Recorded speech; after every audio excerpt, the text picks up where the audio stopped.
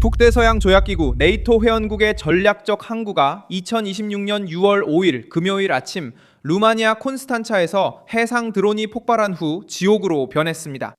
사망자나 부상자는 없었지만 이번 사건은 유럽에 큰 질문을 남겼습니다. 푸틴의 전쟁이 서방 군사 동맹의 영토 안까지 위험을 얼마나 확산시킬 수 있을까요? 그 드론은 우크라이나가 러시아와의 전쟁에 사용했으나 키이우는 러시아 전자교란으로 장비 통제권을 잃었다고 밝혔습니다. 이로 인해 사건이 급변하게 됩니다. 푸틴이 시작한 전쟁은 이미 불길과 연기, 사이렌, 그리고 대피를 나토의 민감한 지역까지 몰고 왔습니다. 콘스탄차에서 폭발한 것은 무엇입니까? 푸틴이 왜 등장할까요? 나토 대응은 어떨까요? 지금 모두 알려드리겠습니다. 직설적이고 군더더기 없는 컨텐츠를 좋아하신다면 구독을 고려하세요. 매일 이런 영상이 올라옵니다. 폭발은 흑해에 위치한 콘스탄차 민간 항구에서 발생했습니다. 이곳은 루마니아에서 무역, 에너지, 해상 교통에 있어 가장 중요한 지역 중 하나로 동유럽에서 전쟁이 한창인 상황입니다. 루마니아 국방부는 해당 드론이 아침에 탐지되었다고 밝혔습니다. 이 지역은 이미 보안당국, 해안경비대, 국방당국에 의해 격리된 상태였습니다.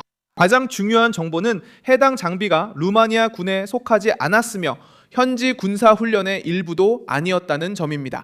루마니아는 경고를 받고 지역을 격리하고 폭발 전에 사람들을 대피시켜 비극을 막을 수 있었습니다.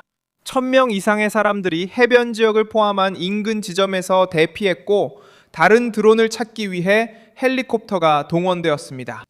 비상상황 부서장은 해당 지역에 새로운 장비가 있을 수 있다는 우려가 있었다고 분명히 밝혔습니다. 지침은 예방조치를 취하고 민간인을 대피시키며 폭발이 무고한 사람들에게 피해를 주지 않도록 막는 것이었습니다. 푸틴에게 불리한 해석은 사건의 메커니즘에서 드러납니다. 우크라이나 해군은 흑해에서 작전을 수행하던 중 해상 드론에 대한 통제권을 상실했다고 확인했습니다.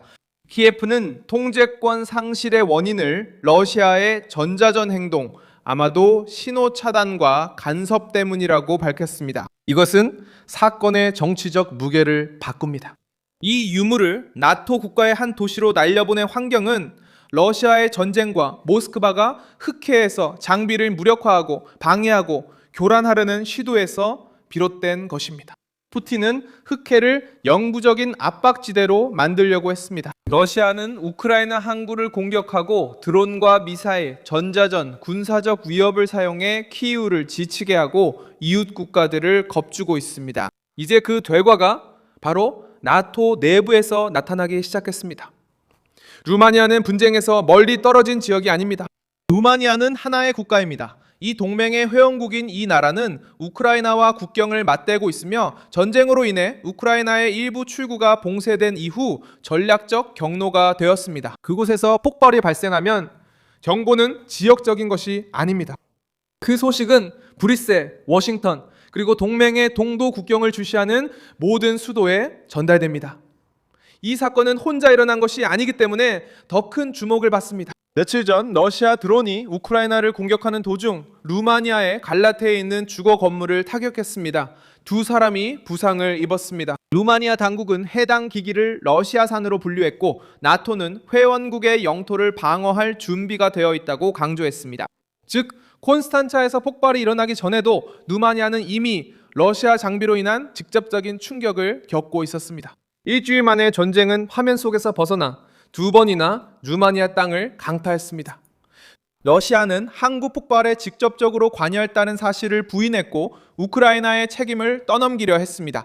이것이 바로 모스크바의 오래된 수법입니다. 먼저 전쟁을 민간인 가까이로 밀어붙이고 그 다음에는 부인하고 혼란을 주며 상대방을 비난하고 가해자를 피해자로 만들려고 합니다. 하지만 푸틴에게 문제는 간단합니다. 러시아의 침공이 없었다면, 우크라이나에 대한 지속적인 공격이 없었다면, 그리고 흑해에서의 전자전이 없었다면 이런 종류의 사건이 나토 국가를 위협하지 않았을 것입니다. 루마니아는 보안과 감시를 강화하며 대응했습니다. 루마니아 정부는 갈라치에서의 공격 이후 이미 동맹국들에게 방공과 드론 대응 시스템에 대한 추가 지원을 요청한 바 있습니다. 콘스탄차 사건은 저고도 레이더, 요격수단, 그리고 동맹의 동부 국경에 대한 더 강력한 방어의 필요성을 높이고 있습니다. 그곳에서 나오는 메시지는 분명합니다. 나토의 동부 측면은 푸틴의 전쟁이 시험되는 전선이 되었습니다. 우크라이나 역시 단순히 공격만 받고 있는 것이 아님을 보여주었습니다. 같은 긴장된 상황에서 우크라이나군은 마리우폴과 베르데난스크 같은 항구를 포함해 점령지에서 러시아의 물류와 관련된 선박에 대한 작전을 보고했습니다. 우크라이나는 표적이 단순히 공격만 받고 있는 것이 아니라 러시아가 사용하는 선박임을 분명히 했습니다. 그곳에서 나온 메시지는 명확합니다. 그곳에서 나온 메시지는 분명합니다. 그곳은 시험장이 되었고 러시아는 전쟁을 우크라이나에 집중시키고 유럽 변두리의 공포를 관리할 수 있다고 내기를 걸었습니다. 콘스탄차에서의 폭발은 그 계산이 불안정해지고 있음을 보여줍니다. 더 큰 질문은 누가 콘스탄차에 이 드론이 멈추게 만든 전쟁터를 만들었느냐는 것입니다. 그 답은 푸틴을 가리킵니다. 우크라이나를 침공한 것은 모스크바였고 흑해를 군사화한 것도 모스크바였으며 유럽 동구 국경을 위험지역으로 만든 것도 모스크바였습니다. 그리고 지금 자신의 도발이 가져온 결과를 부정하려 하는 것도 모스크바입니다. 트럼프는 항상 약함보다 힘의 논리로 행동해 왔습니다. 상대가 한계를 시험할 때 지나치게 물러서면 위기의 대가만 더 커질 뿐입니다. 나토는 이번 사건을 단순한 단발성 사고로 취급하고 침묵해서는 안 됩니다. 동부 전선을 강화하고 드론에 대한 감시를 확대하며 러시아의 전쟁 기계가 일으키는 새로운 실수, 도발 또는 일탈에 대해서는 반드시 정치적, 군사적 억지력으로 대응할 것임을 분명히 해야 합니다. 유럽 당국은 위험 증가의 원인을 러시아의 우크라이나 전쟁에 있다고 밝혔습니다. 이러한 규정은 모스크바의 주장을 약화시킵니다. 나토는 자국의 동부 전선에서 더 많은 사건을 목격했습니다. 푸틴은 자신의 전쟁이 다시 혼란의 원인으로 지목되면서 국제사회의 압박을 또 한 번 받게 됐습니다. 푸틴의 전쟁은 이미 나토 영토까지 영향을 미치고 있으며 드론이 분실되거나 빗나가거나 발사될 때마다 유럽 안보 중심의 더 큰 위기 가능성이 커지고 있습니다. 저는 미손 알비스 글로벌입니다. 제 목적은 매일 진실로 여러분께 정확한 정보를 전해드리는 것입니다. 뉴스 링크는 영상 설명란에 있습니다.